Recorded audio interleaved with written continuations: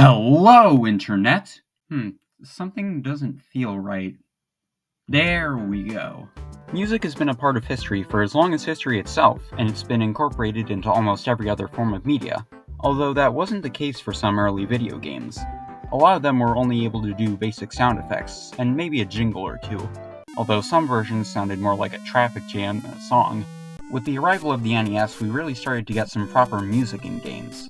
Prior to this, music was made primarily by the programmers, but that changed with Koji Kondo, a dedicated composer who worked on many of the classic Nintendo games.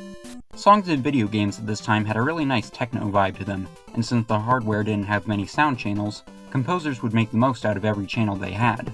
Some of the most iconic and revered video game soundtracks came from NES games, like Castlevania, Mega Man, and especially the works of the Fallens.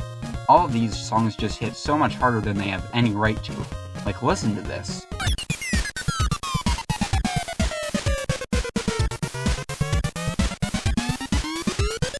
When the 90s rolled around, games were finally powerful enough to use actual instruments. The SNES library had a good mix of bouncy and orchestral tunes, while the Genesis was packed with some funky metal beats, as well as the incredible soundtracks from the Sonic the Hedgehog games. But leave it to everybody's favorite circles to provide the next advancement in video game music technology.